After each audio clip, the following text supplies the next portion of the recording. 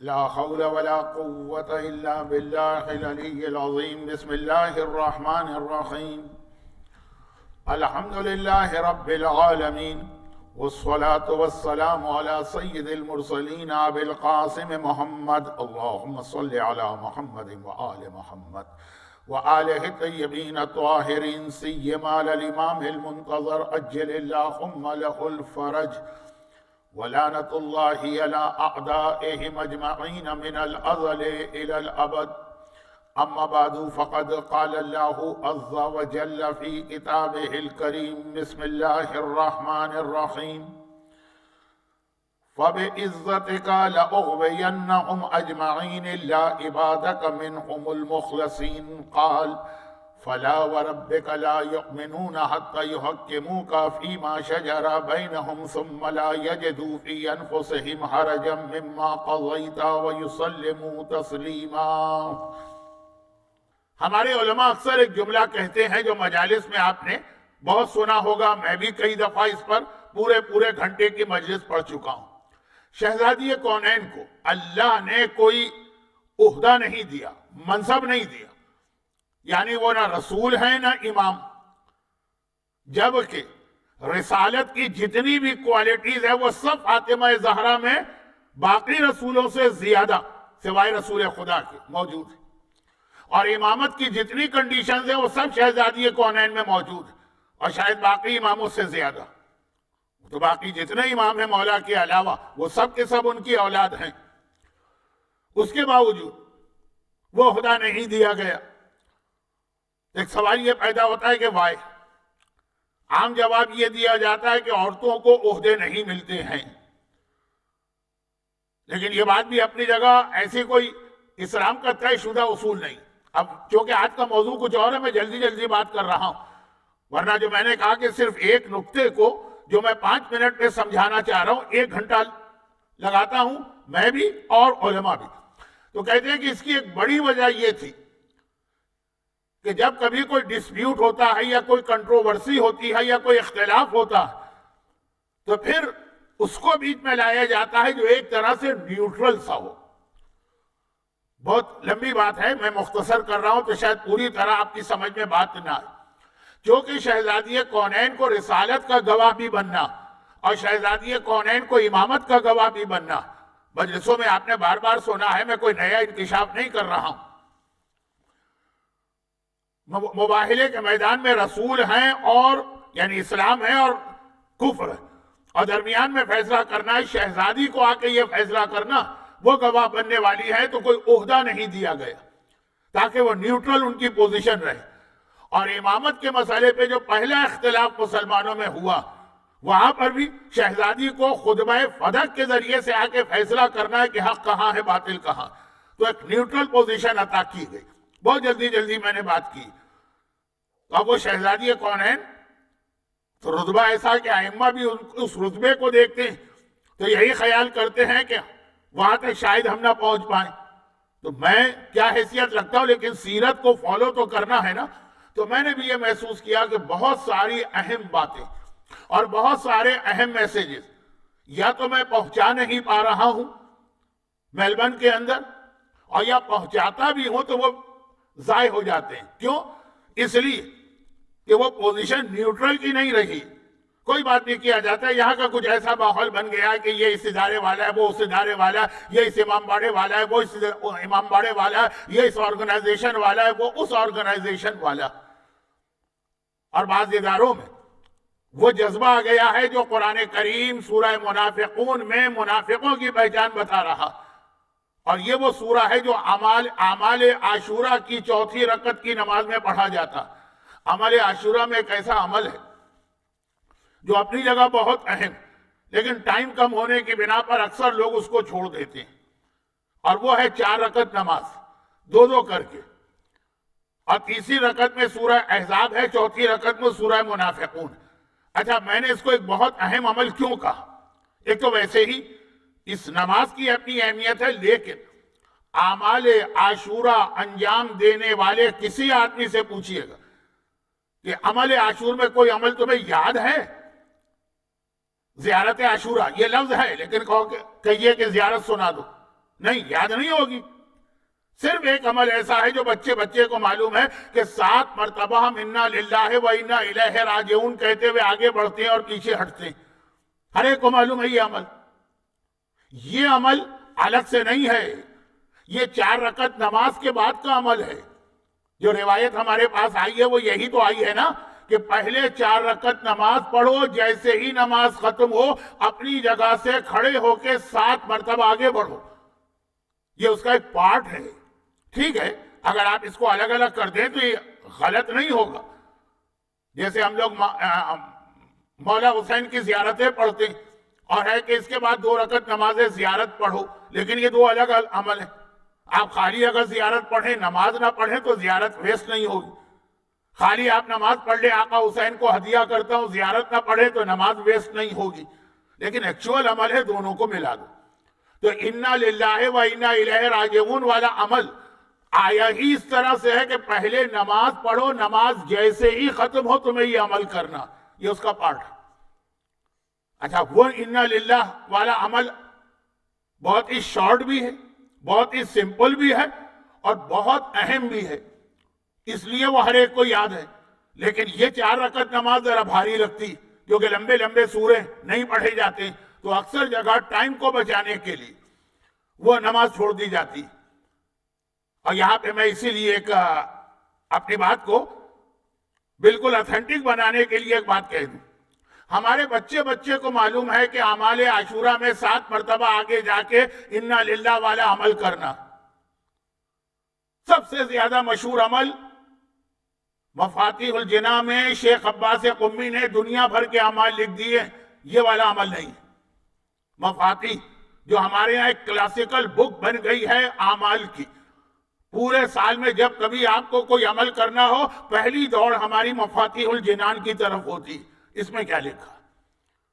معصومین کے حرم میں کہیں بھی ہم جائیں، کوئی بھی زیارت پڑھنا ہو یا زیارت کا طریقہ دیکھنا ہو، پہلی دوڑ ہماری مفاتیح الجنان کی طرف ہوتی. اور یہ اتنی ایک اتھینٹک سی کتاب بن گئی ہے کہ پرشین میں لکھی تھی شیخ عباس قمی نے، لیکن اتنی اہم کتاب بن گئی ہے کہ عرب دنیا کی ڈیمانڈ پر اس کا عربی ٹرانسلیشن کر کے ہر حرم میں رکھا گیا. ورنہ عام طور پہ یہ ہوتا ہے کہ عربی کتابوں کا ترجمہ تو دوسری زبانوں میں ہوتا، دوسری زبان کی کتابیں عربی میں نہیں جاتی. یہ مفاتیح آپ کو ملے اس لیے کہ واقعا پوری شیعہ دنیا کے اندر اس کی اتنی کنفرم قسم کی حیثیت. لیکن اس میں کیوں نہیں ہے انا للہ و انا الیہ راجعون کا عمل؟ ہے ہی نہیں.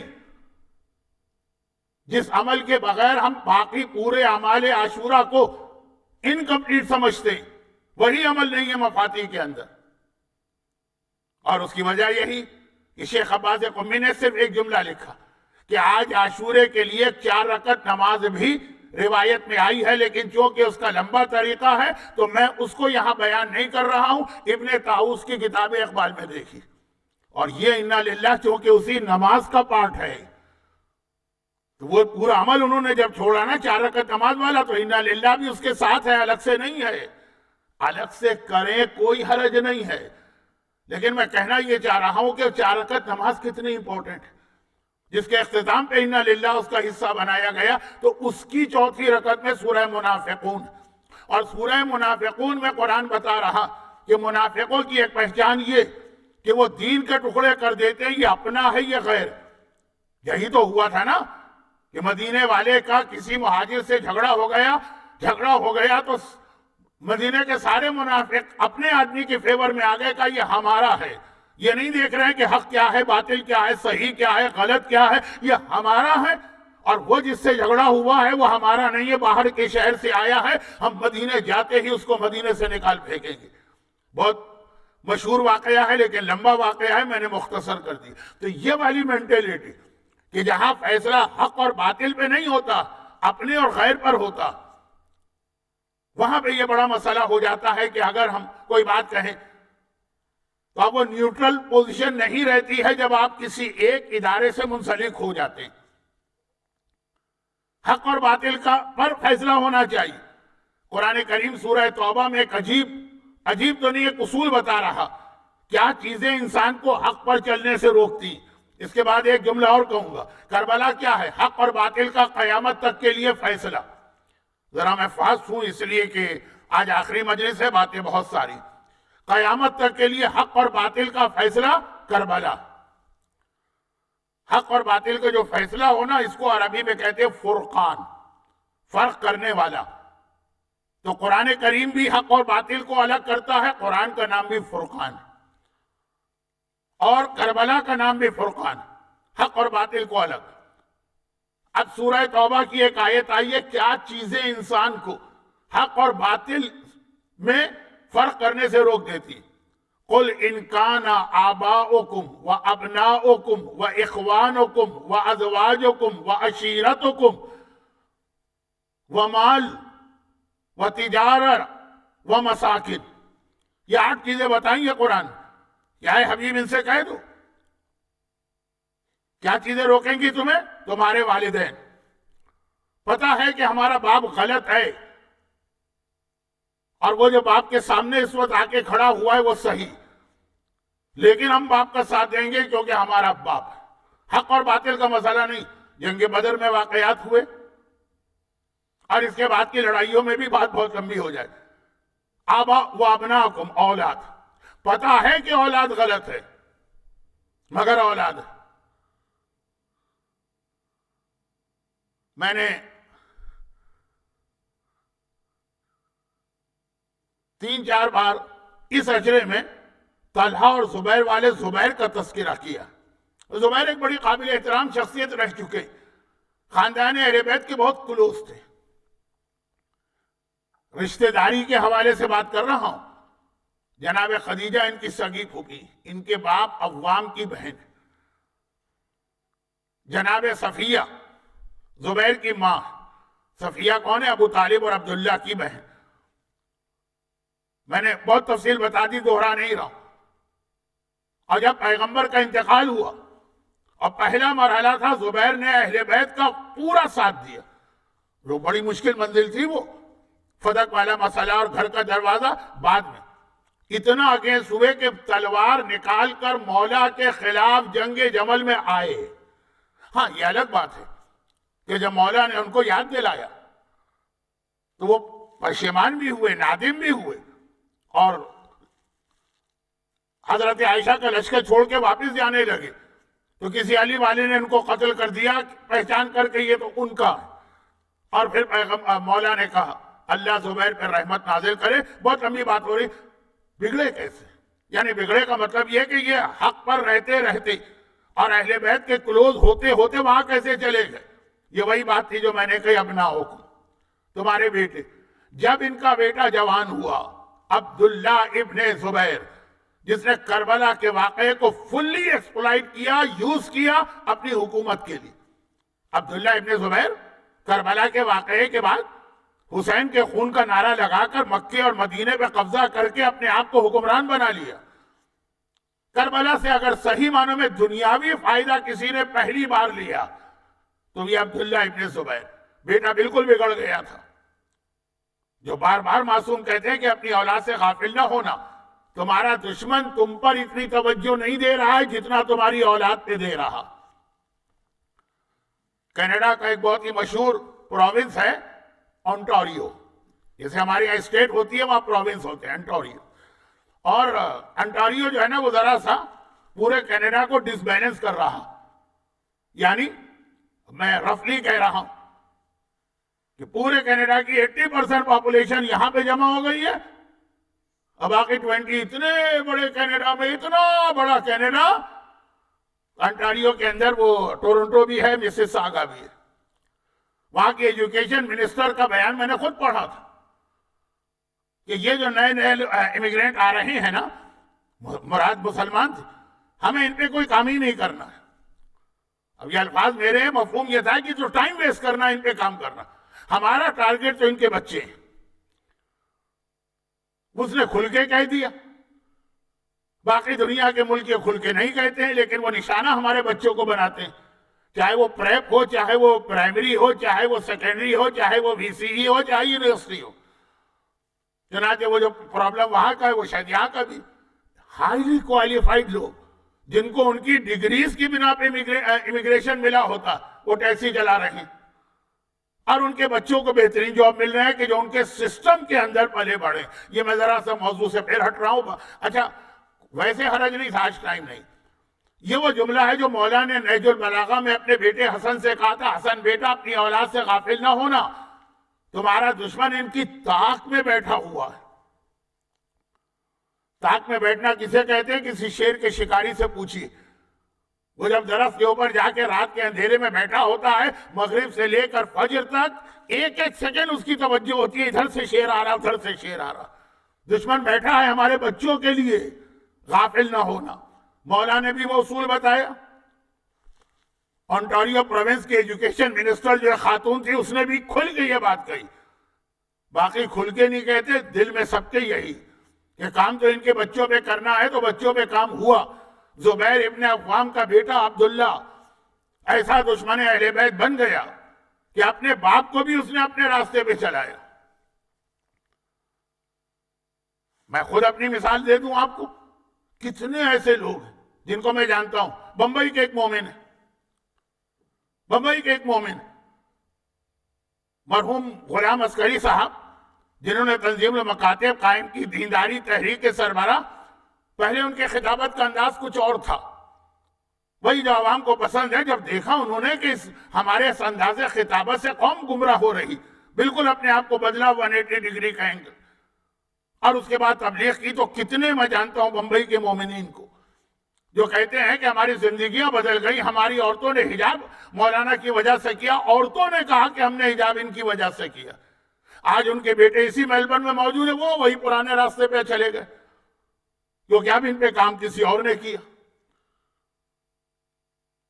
میرے جاننے والے کراچی، جن کے والدین پورا دین بقول ان کے مجھ سے سیکھا ہے، ان کے بیٹے کسی اور راستے پہ چلے گئے۔ تو یہ تاریخ اسلام کی وہ حقیقت ہے جو زبیر کے واقعے میں بیٹا بگڑ گیا۔ ہمارے دبئی ابو ظبی کے کتنے مومنین ملتے ہیں۔ میں حیرت سے کہتا ہوں، آپ میرے خاطر اس زمانے میں سب سے لڑے، اور آج آپ کا بیٹا جوان ہوا، اس نے آپ کو بہکا دی۔ اختر شیرانی اردو کے ایک بہت مشہور شاعر، نوجوانوں کے شاعر کہلائے جاتے ہیں، بہت مشہور شاعر، اور جتنے مشہور شاعر ہیں اتنے ہی مشہور شرابی۔ 40-41 سال میں لیور فیل ہونے سے اسی کثرت شراب نوشی کی بنا پہ مر گئے۔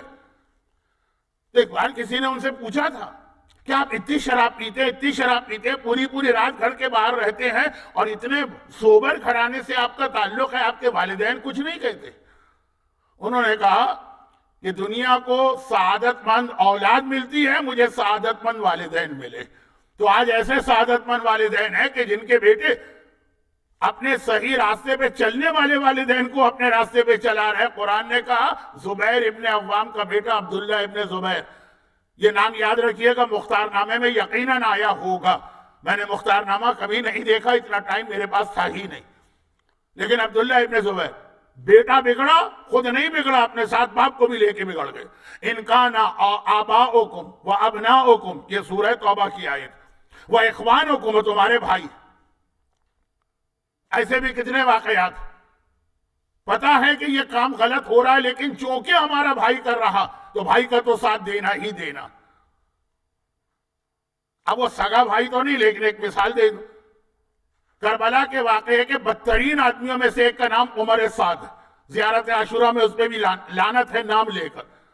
عمر سعد کا فرسٹ کزن ہاشم مرقال مولا متقیان کے کتنے مخلص صحابیوں میں، جنگ صفین میں مولا کی قیادت میں حاکم شام سے جنگ کرتے ہوئے شہید ہوا۔ اس کے مرنے کے مولا نے اس کو ایک علم دیا تھا، اور اس کے بعد اس کے بیٹے نے علم سنبھالا، اور وہ بھی اپنے باپ کے ساتھ مولا پر شہید ہو گیا، ایک ہی فیملی۔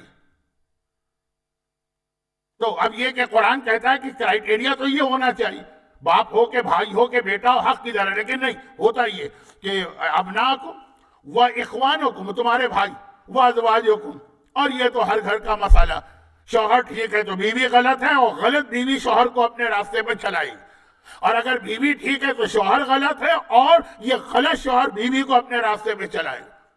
اور پھر قرآن نے عشیرتکم، ایک ایسا لفظ استعمال کر رہی ہے کہ بات ہی ختم ہو گئی. اور تمہاری کمیونٹی عشیرہ، دعوت ذیل عشیرہ سنی ہے نا آپ نے، وہ یہی عشیرہ، تمہارا قبیلہ، تمہارا خاندان، یہ تمہیں حق پر چلنے سے روکتا.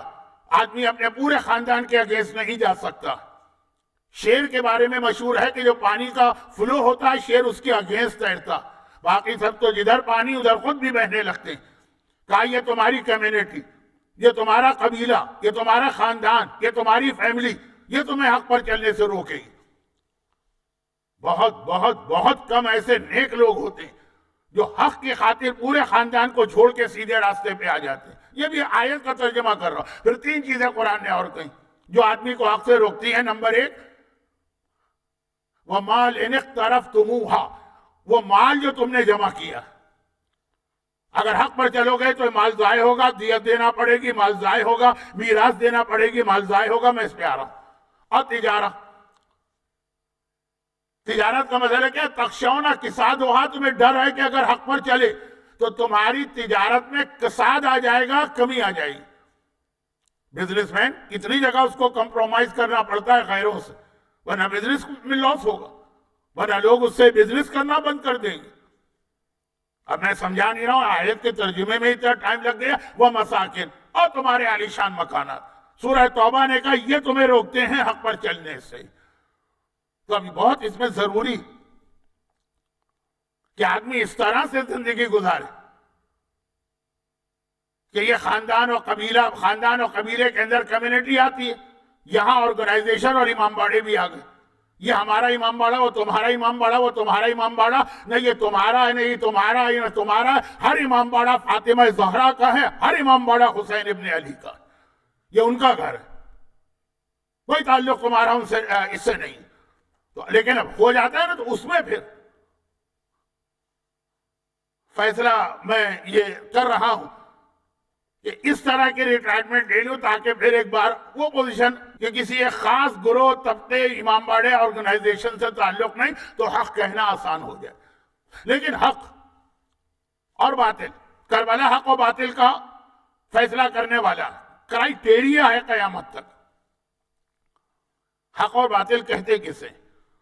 اچھا، ایک جملہ اس میں بہت مشہور ہے آقا حسن مجتبیٰ کا کہ حق اور باطل میں 4 انگلیوں کا فرق ہے، 4 ملی ہوئی انگلیاں.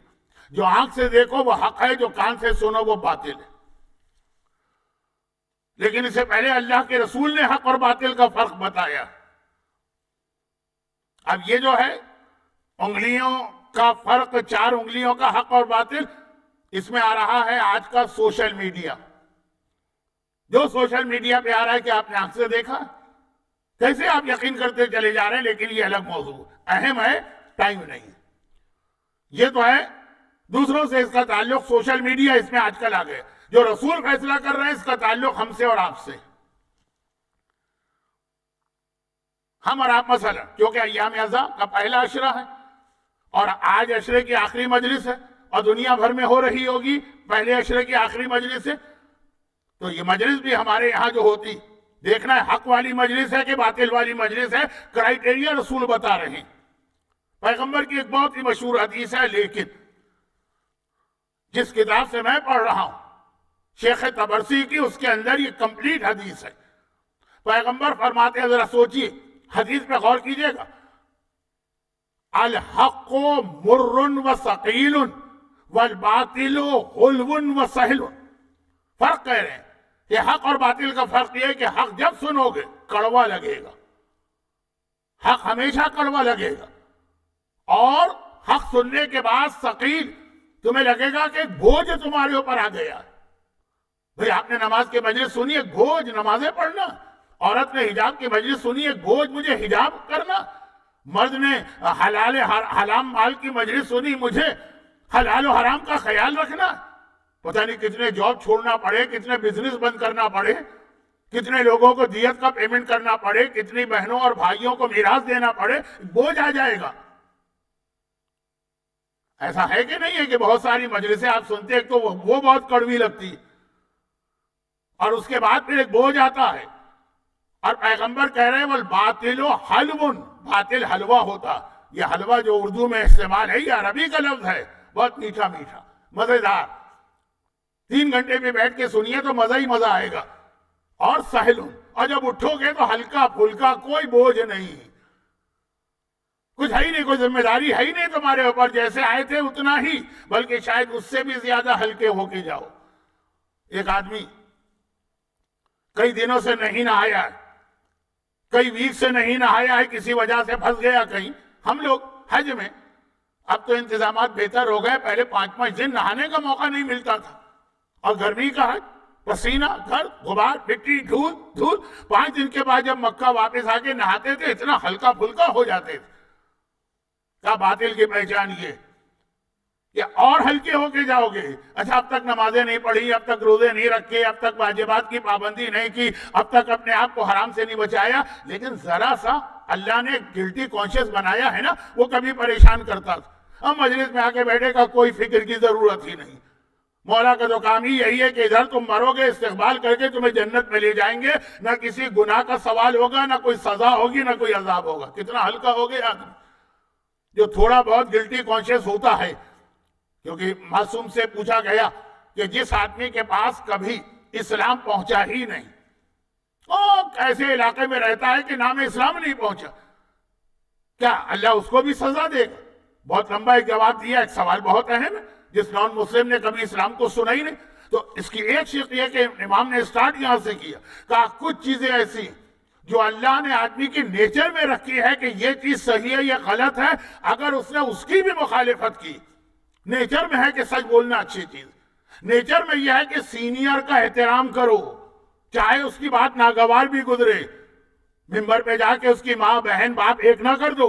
یہ نیچر میں اللہ نے رکھا. سینئر کا احترام، غیبت نہ کرو، کسی کی چوری نہ کرو. ان کے بارے میں اس سے بھی سوال ہوگا.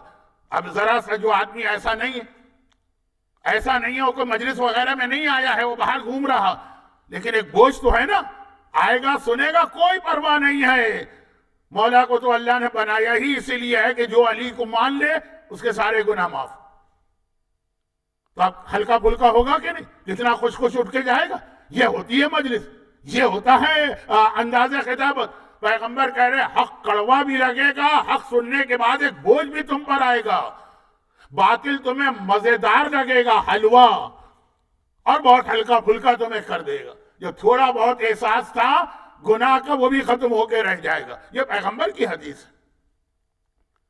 اچھا، یہ جو عام چیزیں ہیں، اچھا میں یہ نہیں کہہ رہا ہوں کہ ہر کڑوی چیز حق ہے، نہ پیغمبر یہ کہہ رہے ہیں کہ ہر کڑوی چیز حق ہے، لیکن جو بھی حق ہے وہ بہرحال کڑوا ضرور ہے. اچھا، یہ والی حدیث مولا کے فضائل میں بھی ہے. اگر یہ حدیث کے جو 2 ٹکڑے ہیں نا، ایک کو لے جائیے دشمنان اہل بیت، ایک کو لے جائیے محبان اہل بیت.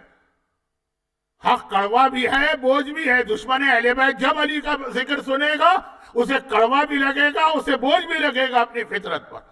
اور دوسرا ٹکڑا ہے محبان اہل بیت کے لیے. محبان اہل بیت جب باطل کے بارے میں سنیں گے، جو باطل ہیں، تو ان کو مزہ بھی آئے گا اور بہت ہلکے پھلکا بھی اپنے آپ کو محسوس کریں گے. دونوں پہلو ہیں حدیث میں. لیکن جو ہمارے اور آپ سے متعلق ڈائریکٹ ہے وہ یہ کہ حق کی بات ہمیشہ کڑوی ہوتی ہے. یہ اصول، ایک کرائیٹیریا پیغمبر نے بتایا. اسی کو آقا حسین نے کربلا کے میدان میں ایک اور جملے سے واضح کیا. کہا جاتا ہے کہ عاشور کی صبح کا یہ فرمان ہے. بہت چھوٹا، باتیں بہت ساری تھی، کہاں سے کہاں مجلس جا رہی ہے، میں اسے بہت جلدی کنٹرول کرنے کی کوشش کر رہا ہوں. آقا حسین کا ایک جملہ میدان کربلا کا ہے، عاشور کی صبح کا. فرماتے ہیں ان الناس عبید الدنیا وَدِينُ لَسِقٌ عَلَى وَدِينُ لَسِقٌ. یا لوگ جو ہے نا یہ دنیا کے بندے، دنیا پرست، ان کو دنیا چاہیے. دین کا تذکرہ کرتے ہیں لیکن دین جو ہے نا وہ ایک چٹخارا ہے، ایک چٹنی ہے، ایک اسپائسی چیز ہے ان کی زبان پر. بڑا مزہ آتا دین کی بات کرنے پہ، لیکن جب دین کی وجہ سے کوئی امتحان دینا پڑتا ہے سب بھاگ جاتے ہیں. اس وقت تک دین بہت اچھا ہے، جب کوئی امتحان نہ دینا پڑے مزہ آتا ہے، مزے سے بات کرتے ہیں. اب آپ واجبات بتائیے مجمع بھاگے گا کہ نہیں، آپ حرام کی خرابی بتائیے مجمع بھاگے گا بھاگے گا کہ نہیں، بلکہ یہاں تو میں ایک عجیب حقیقت دیکھ رہا ہوں اپنی قوم کی. کچھ چیزیں میں اپنے اسٹائل اور اپنی نیچر کے خلاف کرنے پہ مجبور ہوں ان باتوں کی وجہ سے. لوگ دنیا کے بندے ہیں، اصل چیز ان کو دنیا چاہیے، پھر دین کا ذکر کیوں کرتے رہتے ہیں؟ پھر کیوں پہنچ جاتے ہیں ایسی سیٹنگز اور اجتماعات میں جہاں دین کا ذکر ہے چٹنی، ایک چٹخارا، ایک مزیدار چیز، ایک اسپائسی چیز، اور ایسا ہی دین ان کو چاہیے. اور جب ذرا کوئی امتحان دینا پڑے دین کے حوالے سے، سب کے سب وہاں سے بھاگ جاتے ہیں. یہ مولا کی وہ حدیث ہے جو آپ کو اقوال امام حسین نام کے ہر آرٹیکل میں ملے گی، ہر بک میں ملے گی، انٹرنیٹ کی ہر ویب سائٹ پہ ملے گی. یہ حدیث بہت مشہور ہے. لیکن اب دیکھیے یہاں پر اپنے آپ کو بھی آدمی کو سیٹسفائی کرنا. میں نے جو ہمارا موضوع دیت چل رہا تھا، ذرا سا ایک دو باتیں اس کی واضح کر دوں کیونکہ آج آخری تقریر. میں نے اب یہ مجلس میری آج کی مجلس 2 دن پہلے کیا شب عاشور کے مجلس سے جا کے کنٹینیو ہو رہی ہے. مولائے متقیان کی اتنی مخالفت کیوں تھی؟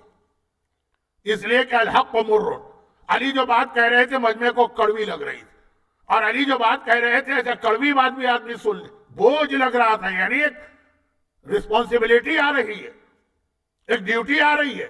علی کی جو بات سنو تو ایسا لگے کندھے کے اوپر کوئی ذمہ داری ڈال دی گئی. پرسوں کی مجلس سے کنٹینیو کر رہا ہوں، لیکن کل کی مجلس میں شام غریبہ ایک جملہ میں نے کہا تھا. آقا حسین نے زینب پہ ایک ذمہ داری ڈال دی، وہ ذمہ داری نے زینب کو کیسا بدل دیا. بدلا کا مطلب معذاللہ یہ نہیں کہ پہلے زینب کچھ اور تھی بعد میں کچھ اور ہو گئی، پہلے مر جاتی زینب، اس ذمہ داری نے زینب کو زندہ کر دی. علی کا ہر کلام ایسا ہے، چاہے وہ زینب کبریٰ سے ہو یا قمبر غلام سے ہو یا فضہ کنیز سے ہو یا ہم جیسے لوگوں سے ہو یا دشمنوں سے ہو، تو ہم لوگ علی کو برداشت نہیں کر رہے. یہ تو کڑوی کڑوی باتیں کر رہے ہیں، اور خالی کڑوی باتیں نہیں کر رہے، پھر ایک ذمہ داری بھی ڈال رہے ہیں. واپس کرو یہ مہر. مولا ہمارا کیا قصور ہے؟ ہماری بیٹی کی شادی ہوئی تھی، اس نے شوہر کے مہر دے کر گیا تھا، ہمیں نہ لینا نہ دینا، جائز طریقے سے ہم نے ٹرانزیکشن کیا ہے. کہا لیکن یہ بیت المال کا، اس میں حق ہے مسلمانوں کا. تم جانو، تمہارا داماد جانے جس نے یہ دیا، یہ تمہیں دینا پڑے گا. اب اس کو یہ نہیں لگے گا کہ علی ناانصافی کر رہے ہیں. یہ جو تمہارے پاس 2000 درہم ہے واپس کرو. مولا میں نے اس کو گھوڑا بیچا ہے، یہ اس کی قیمت ہے، تم جانو اور وہ جانے. یہ تو بیت المال کا ہے، تمہیں واپس کرنا. اب یہ جو علی نے اس طرح سے خالی زبانی بات نہیں کی، بوجھ ہو گیا ان لوگوں پر. تو اسی میں ایک واقعہ میں اکثر پڑھتا ہوں. یہاں پڑھنے کا موقع اس لیے نہیں ملا کہ میلبرن میں تو مجلسیں بھی میں نے بہت کم پڑھی، اور اب تو خیر شاید بالکل بھی نہ پڑھوں. لیکن مجھے یاد ہے کہ جب میں نے یہ واقعہ پڑھا تھا تو کچھ لوگوں کو بڑا مشکل لگا. کہا کہ یہ واقعہ غلط ہے، ہم ایسے علی کو مانتے ہی نہیں، ہم ایسے علی کو نہیں مانتے. یہ کینیڈا کی بات کر رہا ہوں، اسی ٹورنٹو کی بات کر رہا ہوں. بلکہ یہاں تک کہہ دیا گیا کہ ایسے علی سے تو ہمارا پرائم منسٹر بہتر ہے. یہ جملے تھے، پورا اشرا کرنا مجھے مشکل ہو گیا. روزانہ 20-25 مومنین آ کے بیٹھ جاتے ہیں اور مجلس کے بعد بحث کرتے ہیں. اچھا ہمارے یہاں ایک سوال تو ہوتا ہے نا، کس کتاب میں لکھا؟ جب میں نے بتایا کس کتاب میں لکھا ہے تو ان کا جملہ یہ تھا کہ یہ تو کسی دشمن اہل بیت کی کتاب ہے. دشمن اہل بیت کی تمہیں پتا ہے کس کی کتاب ہے؟ نہیں، بس ایک ایسا واقعہ ہے جو ہم سے. اچھا میں آج کینیڈا کے ان مومنین کے اعتراض کی وجہ سے اس کا پرنٹ آؤٹ نکال کے لایا ہوں، جبکہ یہ میری عادت نہیں، مجھے پڑھا ہی نہیں جاتا ہے. خیر اب یہ نظر تو نہیں آئے گا. اس کی ہیڈنگ ہے بیت المال کا ہار. ہار مانے وہ نیکلس. واقعہ ذرا دلچسپ ہے، میں نہیں پڑھتا ہوں اس طرح سے، ٹائم بھی نہیں ہے، خلاصہ کر دوں. فرماتے ہیں، ابھی کس کی کتاب ہے یہ آخر میں آتا ہوں. ورام نے اپنے مجموعے میں یہ واقعہ لکھا جو انتہائی نصیحت آموز ہے. ورام کون ہے؟ ورام ہماری تاریخ کے وہ مقدس عالم ہیں کہ یہ کہا جاتا ہے کہ اگر ورام کوئی بات کہیں تو یہ حدیث ہوگی چاہے وہ حدیث ہمارے پاس نہ بھی ہو. یہ بغیر حدیث کے کچھ نہیں کہتے. یہ نانا ہیں ابن طاووس کے، جن کی کتاب اعمال میں سب سے مستند کتابوں میں سے ایک مانی جاتی. اقبال مفاتی میں جگہ جگہ اس کا حوالہ ہے. وہ 4 رکعت نماز میں بھی، انا للہ والے عمل میں بھی شیخ عباس نے کہا کہ جس کو تفصیل دیکھنا وہ اقبال میں جا کے دیکھ لے. دعاز ORG کے اندر جتنے اعمال آپ کو ملیں گے 90% میں ہوگا اقبال ان کے نانا. اقبال کے نانا نہیں، اقبال لکھنے والے ابن طاووس کے نانا. ابن طاووس نے وصیت کی تھی کہ جب میں مر جاؤں میرے منہ میں عقیق رکھنا اور اس پر 12 اماموں کے نام لکھنا. اور پھر ایک جملہ کہا کہ ایسی کوئی حدیث نہیں ہے ہمارے پاس. یاد رکھیے ہمارے یہاں آج بھی جہاں غسل میت دیا جاتا ہے کفن کے ساتھ عقیق لایا جاتا ہے. کوئی حدیث ہے عقیق کے لیے؟ کوئی حدیث نہیں. پھر کیوں عمل ہے؟ یہ اس وجہ سے کہا کہ چونکہ میرے نانا نے، یہ گھر کی بات ہے، یہ وصیت کی تھی جب مجھے دفن کرنا تو میرے منہ میں عقیق رکھنا جس پہ 12 امام کے نام ہو، تاکہ جب فرشتے سوال کریں تو اس 12 امام کے نام اور عقیق کی وجہ سے مجھے جواب دینے میں آسانی ہو.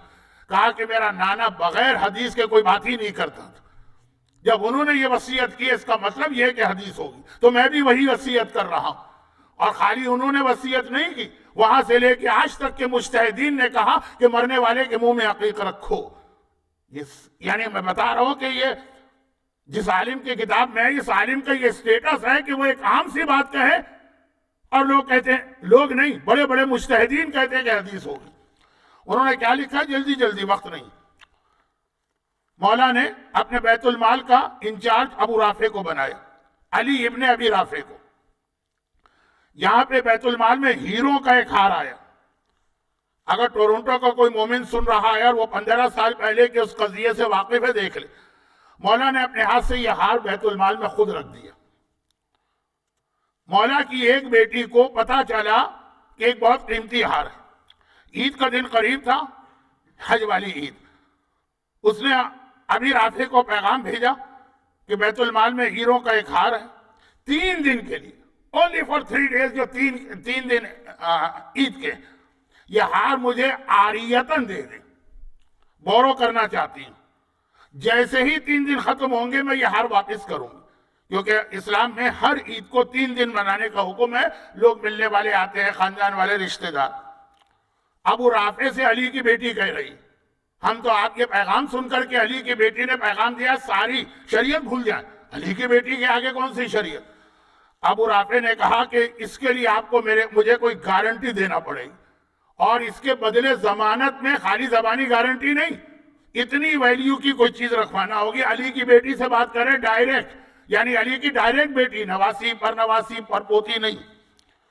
شہزادی نے، علی کی بیٹی ہے شہزادی، ابو رافع کو وہ ضمانت دے دی، ہار آ گئے. اتفاق سے مولا عید کے دن سب سے پہلے اپنی بیٹی کے گھر آ گئے ملنے.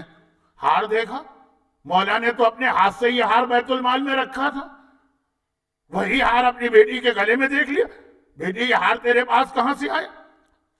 شہزادی نے بتایا، بابا میں نے بیت المال سے عارضی طور پہ منگوایا. اچھا، بیت المال میں علی کی بیٹی کا بھی ایک شیئر ہے، ان کا حق ہے اس کے اندر، اور عید کے فوراً بعد واپس کروں گی. مولا نے اپنی بیٹی سے کہا ابھی یہ ہار اتارو. بیٹی نے کہا بابا یہ بیت المال میں 3 دن ہار بند رہے گا، عید کی چھٹیاں ہیں، بیت المال بند ہے، وہاں بند رہے گا. میں نے اگر میرے پاس یہ آ جائے تو کیا حرج؟ مولا نے کہا کہ بیٹی کیا تمام مہاجرین کی بیٹیاں ایسا ہی ہار پہنے ہوئے ہیں؟ جب نہیں تو تمہیں کیا اختیار؟ پھر بلایا بیت المال کے نگران ابو رافع کو. تم نے یہ ہار میری بیٹی کو کیوں دیا جبکہ تمہیں پتا ہے کہ بیت المال سارے مسلمانوں کا برابر سے حصہ؟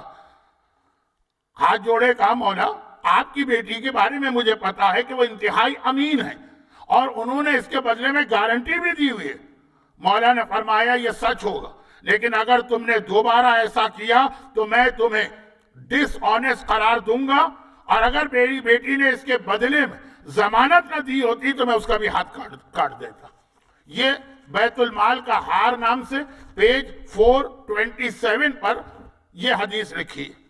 اچھا، مولا کی بیٹی نے یہ ہار منگوا لیا، انہوں نے کہا تھا کہ ہمارا کینیڈا کا پرائم منسٹر تو یہ کر ہی نہیں سکتا، وہ بیٹر ہے مولا سے، ہم مانتے ہی نہیں اس واقعے کو۔ چلے وہ باقی بحثیں تو اپنی جگہ، اس کے بہت جواب۔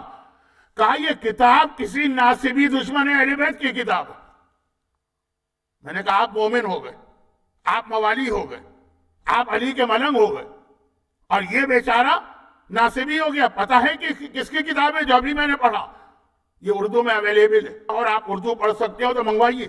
یہ ہے شہید ثالث قاضی نور اللہ شوستری کی کتاب، جو اکبر کے زمانے میں قاضی بنے تھے ایران سے آ کر، اور انہوں نے شرط لگائی تھی کہ میں کسی ایک فقہ کے مطابق فتویٰ نہیں دوں گا، فتویٰ اہل سنت کے مطابق دوں گا، لیکن کبھی فقہ حنفی، کبھی فقہ مالکی، کبھی فقہ شافعی، اور اس طرح سے وہ فتوے دیتے تھے۔ لیکن ہر فتویٰ شیعہ فقہ کا ہوتا تھا، لیکن کوئی فتویٰ فقہ حنفی سے ٹیلی کرتا تھا تو وہاں فقہ حنفی کا نام لیتے تھے، کہیں فقہ شافعی۔ اتنی کمانڈ تھی ان کی، جہانگیر نے ان کو گرفتار کی۔ انہوں نے ایک کتاب لکھی تھی احقاق الحق، علامہ ہلی کی ایک کتاب ہے عقائد کے موضوع میں، خاص طور پر مولا کی غدیر کی ولایت، اس کا جواب لکھا تھا ایک دشمن اہل بیت روزبہن، اس کا جواب انہوں نے لکھا۔ یہ کتاب پکڑی گئی اور انہیں گرفتار کیا گیا، اور جہانگیر نے حکم جاری کیا کہ پہلے تو انہیں 100 کوڑے مارے جائیں، عام کوڑے نہیں، وہ کوڑے جو خاردار ہیں، جس کے اندر کانٹے نکلے ہوئے۔ اس مرد ضعیف کے، بڑھاپا تھا ان کا، 100 کوڑے مارے جائیں۔ اس کے بعد یہ سیسا جو ہے، اس کو پگھلا کر یہ ان کو پلایا جائے، اور اس کے بعد ان کی گدی میں سوراخ کر کے زبان کھینچ کے نکالی جائے، اور اس کے بعد ان کی گردن اڑا دی جائے۔ اور چاروں سزاؤں پہ عمل ہوا، اٹھا کے ان کے لاشے کو آگرہ شہر سے باہر پھینک دیا گیا۔ قریب میں ایک شہر ہے گوالیار، انڈیا کے لوگ تو جانتے ہیں، آگرہ سے بہت قریب۔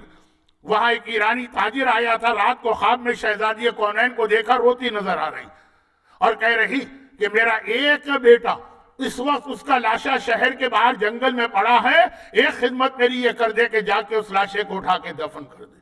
اس ایرانی نے دفن کی۔ آج آگرہ میں شہید ثالث کا کتنا شاندار روضہ وہاں بنا ہے، لیکن جس نے اہل بیت کے دین کی خاطر 100 کوڑے کھائے، جس کو سیسا پلایا گیا، جس کی زبان گدی سے کھینچ کے نکالی گئی، جس کی گردن اڑا دی گئی، وہ ناصبی ہے، صرف اس لیے کہ آپ سے یہ کہہ رہا ہے کہ حلال و حرام کا خیال کرو، صرف اس لیے کہ آپ سے یہ کہہ رہا ہے کہ مسلمانوں کا مال اس کی حفاظت کرو۔ آپ بن گئے علی کے بہت بڑے مولائی، آپ بن گئے علی کے بہت بڑے موالی، جو خالی زبانی باتیں کرتے آئے ہیں آج پوری زندگی، جو آقا نے کہا کہ انسانوں کی زبان پہ ہوتا ہے دی، اور جس نے اتنی بڑی قربانی دی اور اس سے پہلے پوری زندگی ان کی دیکھیے۔ آج بھی کہا جاتا ہے شہید ثالث قاضی نور اللہ، وہ بن گئے ناصبی، وہ بن گئے دشمن اہل بیت، کیونکہ حق کی بات کہی۔ تو یہ جو ایک مزاج بن کے رہ گیا کہ جو چیز اپنے خلاف لگے اس کے اوپر آپ نے یہ دیکھے بغیر کہ کون آدمی، اتنا بڑا آپ نے الزام لگا دی۔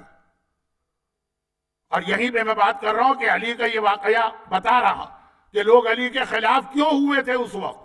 ان کی بات نہیں کر رہا ہوں جو غدیر خم میں مخالف ہوئے، وہ تو پہلے دن سے علی کے خلاف تھے۔ بات ان کی ہے جو علی کے ہاتھ پر بیعت کر کے خود علی کو ہاتھ جوڑ کے ریکویسٹ کر کے لائے تھے کہ آئیے یا ابو الحسن، آپ ہمارے حکمران بنے، پھر وہ علی کے خلاف کیوں ہوئے۔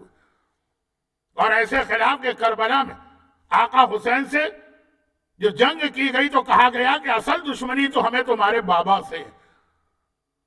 یہ اتنے خلاف کیوں ہوئے؟ اس کی وجہ یہ، آج مومن علی کے خلاف ہو جاتا، وہ علی کا نام لے کے تو مخالفت نہیں کر سکتا، علی کی سیرت کی مخالفت۔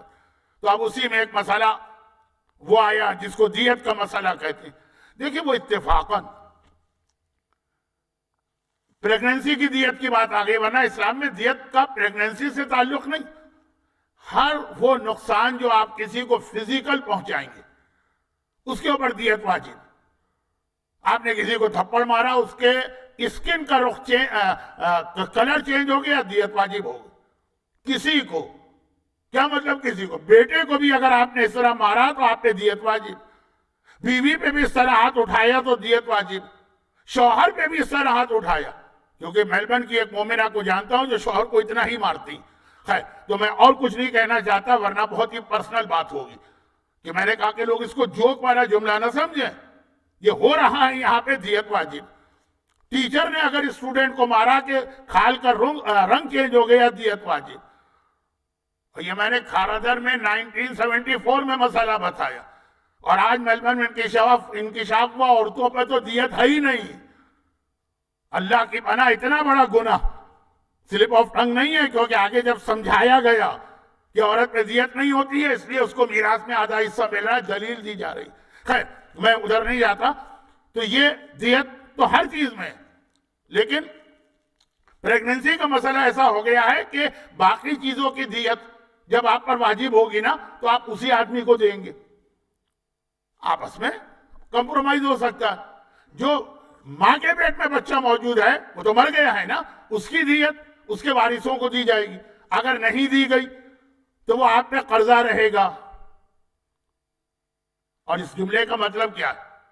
اس جملے کا مطلب یہ ہے کہ جب آپ کا انتقال ہوگا تو آپ کی جائیداد میں پہلے وہ ساری دیتیں نکالی جائیں گی، وہ قرضے ہیں، پہلے لائبلٹیز ادا کی جاتی ہے، پھر کسی وارث کا اختیار۔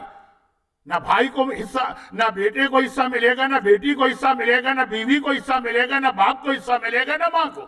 جن جن کی دیت آپ پر واجب تھی آپ نے نہیں دی، آپ کو پتہ ہی نہیں تھا کہ میرے اوپر واجب ہے، قرضہ تو قرضہ ہے نا، وہ ختم نہیں ہوتا۔ میں زیادہ ٹائم نہیں لے رہا ہوں اس خشک مسئلے کا، لیکن چونکہ کم سے کم میرے پاس 25 مختلف مومنات کے مسئلے آئے اور مومنین کے، تو اتنا بولنا پڑا کہ اس کا مطلب یہ ہے کہ مسئلہ بہت پریکٹیکل مسئلہ ہے۔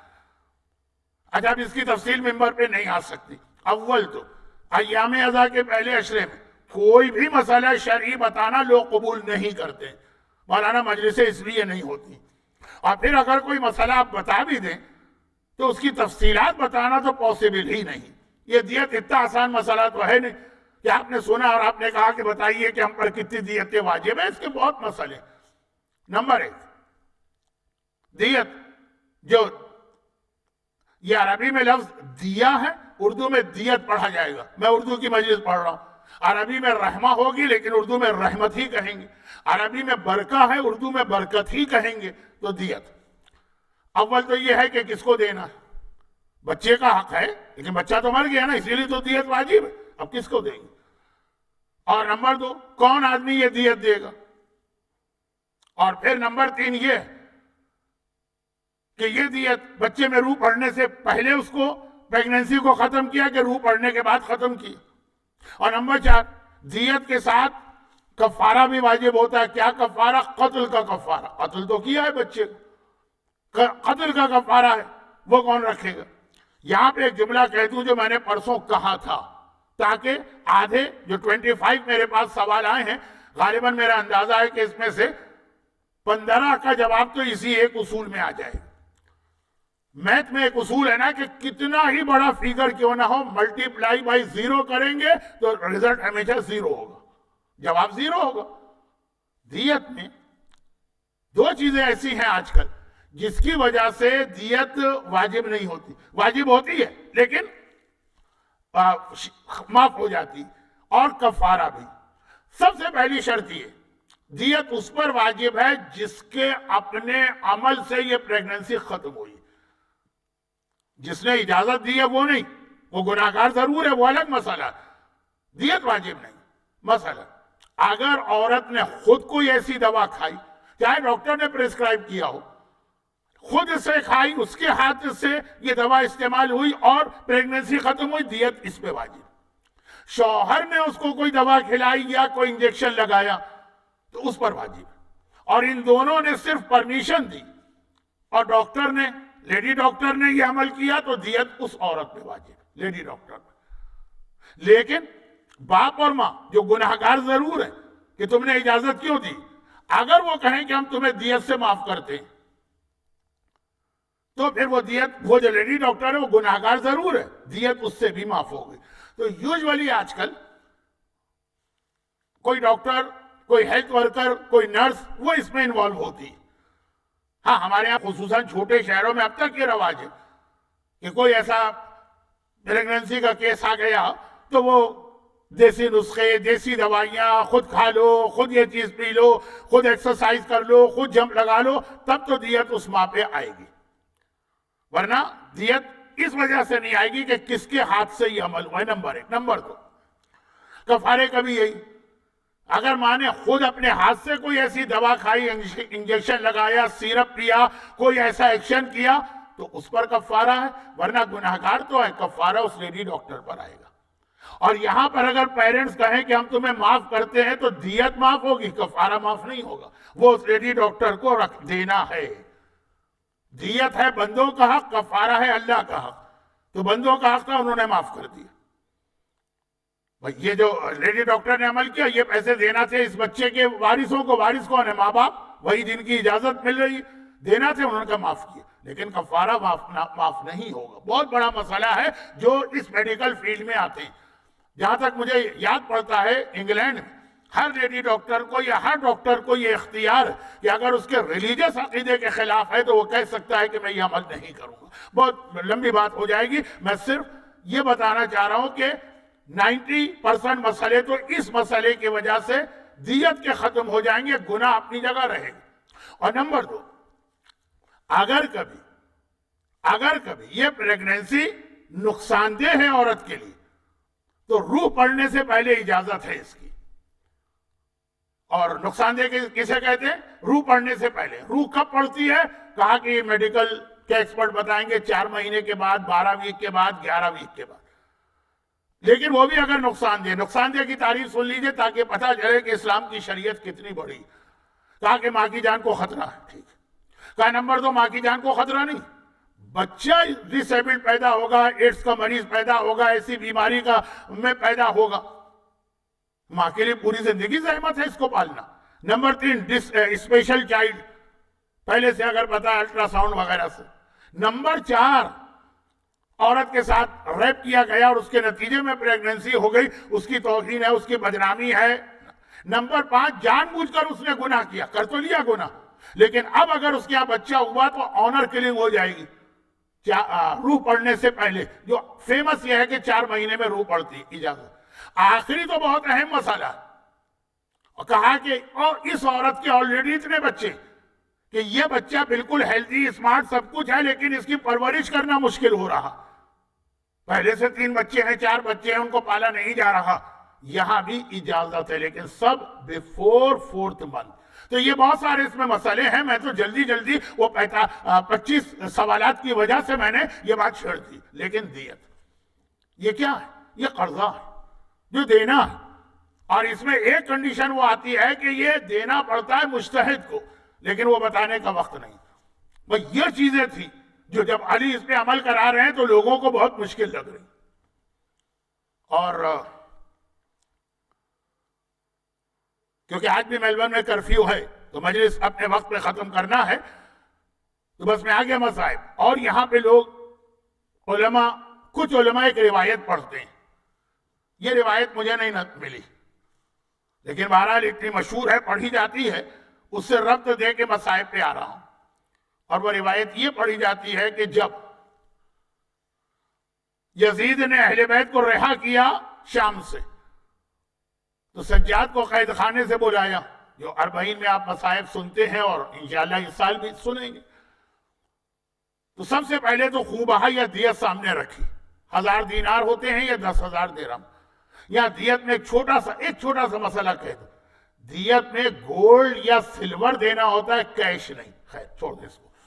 تو سامنے دیت رکھی، یہ علماء پڑھتے ہیں، مجھے کسی کتاب میں ملا نہیں، لیکن میں اتنا بڑا کوئی ریسرچ اسکالر ہوں بھی نہیں۔ اور یہ جملہ کہا تھا کہ میں نے آپ کے بابا کو قتل کیا، میں اس کا خون بہا دے رہا ہوں۔ اور مولا سجاد نے کہا یہ خون بہا دینا ہے تو رسول اللہ کو دینا، میرا اس سے کوئی تعلق نہیں۔ وہاں بھی مسئلہ دیت کا انوالو ہوا، یا یزید نے چاہا دیت دینے سے جو آدمی کی غلطی ہے وہ معاف ہو جاتی ہے، لیکن حسین کا قتل یہ کائنات کا اتنا بڑا جرم کہ تم ساری دنیا کی دولت اٹھا کے دے دو، حسین کے بدن پہ لگنے والے ایک زخم کا جواب نہیں ہو سکے گا یا وہ معاف نہیں ہوگا۔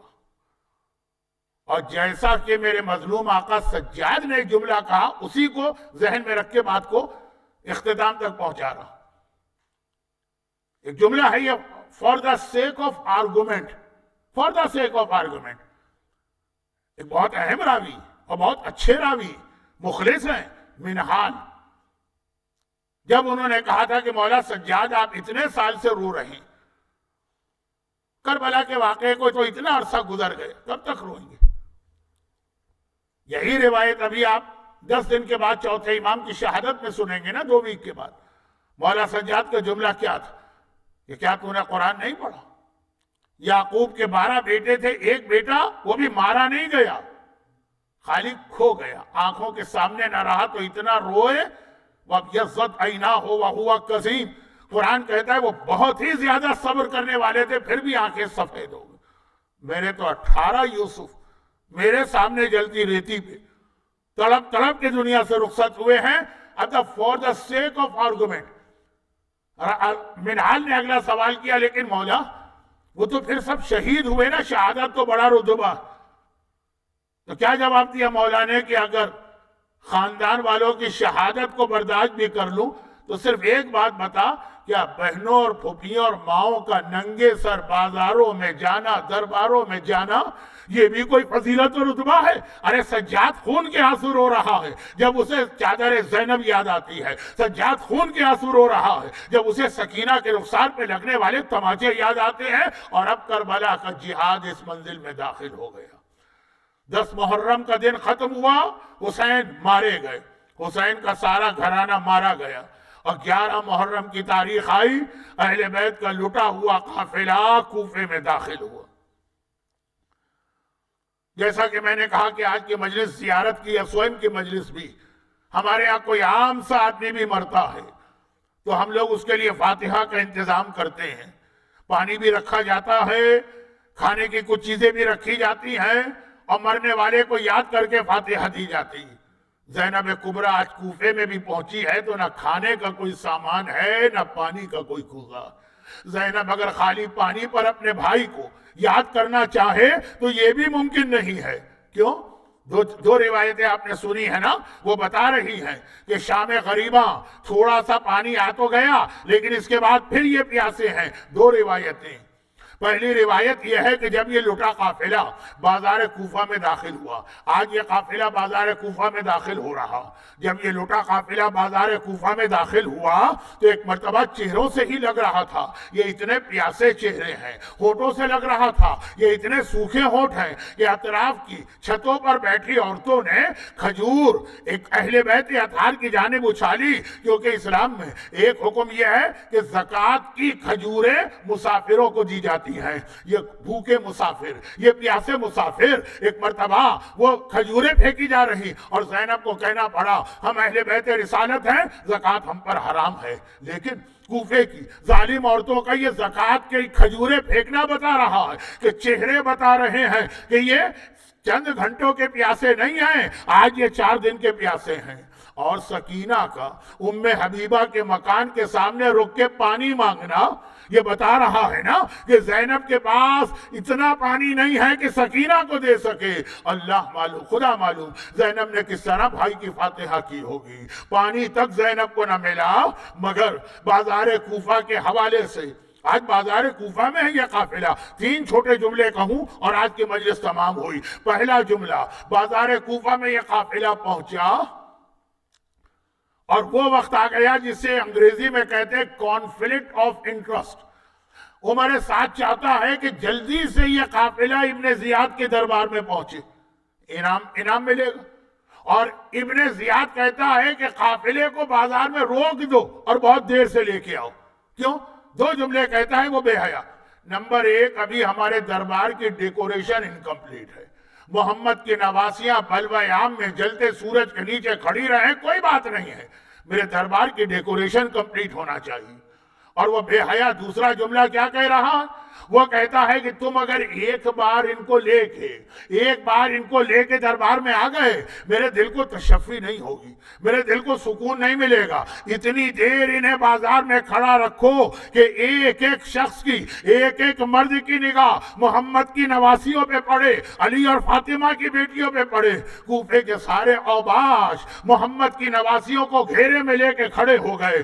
یہ منظر حسین جیسا غیرت مند برداشت نہ کر سکا، جس نے اکبر کے کلیجے میں برچھی برداشت کر لی، جس نے اصغر کے چھدے گلے کو برداشت کر لیا، جس نے عباس کے کٹے بازو برداشت کر لیے، یہ منظر حسین سے برداشت نہ ہوا۔ نوک نیزہ پر قرآن کی تلاوت شروع کی تاکہ یہ منظر دیکھ کر، یہ نیا منظر ہے نا قرآن کی تلاوت، سارا کوفہ حسین کے قریب آ جائے، زینب کا پردہ بچ جائے، کلثوم و سکینہ ان نامحرموں کی نگاہوں سے بچ جائیں۔ حسین نے تلاوت قرآن کر کے نامحرموں کو اپنی طرف بلایا۔ حسین کہاں؟ حسین کا کٹا سر، حسین کا کٹا سر نوک نیزہ پہ تلاوت قرآن کر رہا ہے، مگر نوک نیزہ پہ رکا ہوا تو ہے نا۔ ایک غیرت مند تو ایسا ہے جس کا سر نوک نیزہ پہ رکا بھی نہیں۔ روایت یہ ہے کہ جب 11 محرم کی صبح کو، 11 ہی کے مسائل پڑھ رہا ہوں، 11 کی صبح کو جب یہ قافلہ عمر سعد کربلا سے چلا، عمر سعد نے کہا سارے شہیدوں کے سر کاٹو، سارے شہیدوں کے سر کاٹو۔ شہیدوں کے سر کاٹے گئے، کہا کہ انہیں نوک نیزہ پہ بلند کرو۔ یہ کٹے سر نوک نیزہ پہ بلند ہو رہے، مگر ایک سر ایسا ہے جسے جب بھی نیزے پہ لگایا گیا وہ ایک مرتبہ زمین پہ گر پڑا۔ 3 بار کوشش کی گئی، تینوں بار یہ کٹا سر زمین کربلا پہ گر پڑا۔ عمر سعد کو جلدی ہے، میں نے بتایا نا اسے جانا جلدی ہے، چنانچہ اس نے کہا خولی یہ سر اگر نوک نیزہ پہ نہیں رک رہا ہے تو اپنے گھوڑے کی گردن میں باندھ لے۔ یہ کٹا سر خولی کے گھوڑے کی گردن میں باندھا گیا، اور اب جو گھوڑا کربلا سے کوفہ گیا، کوفے سے شام گیا، جب وہ گھوڑا اپنی گردن جھکا کے دوڑتا تھا تو یہ کٹا سر سارے راستے زمین سے ٹکراتے ٹکراتے بازار شام میں پہنچا۔ بعد کربلا کسی نے پوچھا تھا مولا سجاد وہ کٹا ہوا سر کس کا تھا؟ مولا نے سر جھکایا، کہا وہ میرے چچا ابو الفضل عباس کا کٹا سر تھا۔ راوی نے ہاتھ جوڑے، مولا تو عباس کا سر نیزے کی نوک پہ رکا کیوں نہیں؟ ارے میرا مظلوم آقا، آنکھوں میں آنسو آ گئے، کہا تو نے میرا کلیجہ زخمی کر دیا، تجھے کیا پتا میرا چچا کتنا غیرت مند تھا جس نے کبھی گھر کے صحن میں اپنی بہنوں کے کھلے سر کو نہ دیکھا۔ وہ نوک نیزہ سے بازاروں میں زینب کے کھلے سر کو کیسے دیکھتا؟ وہ سر زمین پہ گر گیا، وہ حسین کا سر تھا، یہ عباس کا سر ہے۔ ایک تیسرا سر بھی سن لیجئے اور آج کی مجلس ختم۔ یہ سب 11 محرم کے واقعات ہیں۔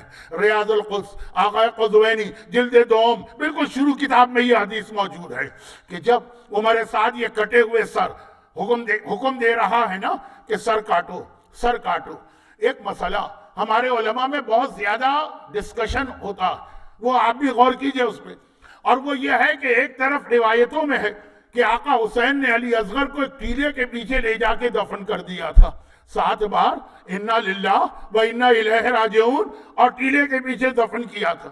لیکن آج جب آپ کربلا معلیٰ جاتے ہیں تو آپ کو بتایا جاتا ہے کہ یہ جو آقا حسین کی زری ہے اس میں آقا حسین ہے، آقا کے پائنتی علی اکبر ہیں اور آقا کے پائنتی علی اصغر بھی ہیں، یا آقا کے سینے سے لگا کے اصغر کو سلایا گیا تو اصغر تو ٹیلے کے پیچھے دفن تھے، اصغر اس زری میں کیسے آ گئے؟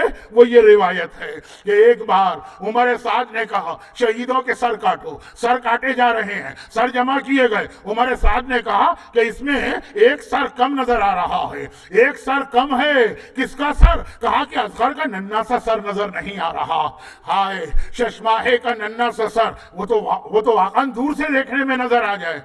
کہا کہ اصغر کا سر نظر نہیں آ رہا، اصغر کا لاشا کہاں ہے؟ اب تو لاشا بھی نظر نہیں آیا۔ فوج یزید تو اس وقت منہ پھیر کے رو رہی تھی جب اصغر مارا گیا نا۔ ایک سپاہی نے کہا میں نے دیکھا تھا حسین ٹیلے کے پیچھے اصغر کو لے کے گئے تھے، تھوڑی دیر کے بعد خالی ہاتھ آئے تھے، ایسا لگ رہا ہے ٹیلے کے پیچھے اصغر کو دفن کر کے آئے۔ اب ٹیلے کے پیچھے تو بڑا سا میدان کربلا، صحرا، وہاں کوئی نشانی نہیں، کہاں ڈھونڈا جائے؟ عمر سعد کو جانے کی جلدی ہے، لیکن شمر ملعون کہتا ہے کہ اے میرے سردار میں اصغر کو ڈھونڈ کے لاتا ہوں، گھبرانا نہیں۔ اور کیسے ڈھونڈ کے لایا؟ ہاتھ میں ایک نیزہ لے کے چلا، ٹیلے کے پیچھے گیا، ہر تھوڑی دیر کے بعد اس نیزے کو زمین میں گاڑتا ہے، نیزے کو نکالتا ہے، نیزے کو پیوست کرتا ہے، نیزے کو نکالتا ہے۔ اب جو نیزہ زمین میں گاڑ کے نکالا تو نوکے نیزہ پر ششماہے کا ننھا سا لاشا نظر آ رہا، گلا ایک سرے سے دوسرے سرے تک چھدا ہے۔ شمر نے اصغر کو اس نیزے سے اتارا، ایک ہاتھ میں اصغر کو پکڑا، دوسرے ہاتھ میں کرتے سے خنجر نکالا، اصغر کے گلے پہ یہ خنجر رکھا، اور ادھر سکینہ دور سے یہ منظر دیکھ رہی ہے، پکار کے کہتی ہے پھوپھی اماں، کربلا کا ہر شہید ایک بار مارا گیا، ہائے میرا اصغر بھیا تیر ہرملہ سے بھی مرا، شبر خنجر سے بھی شہید ہوا۔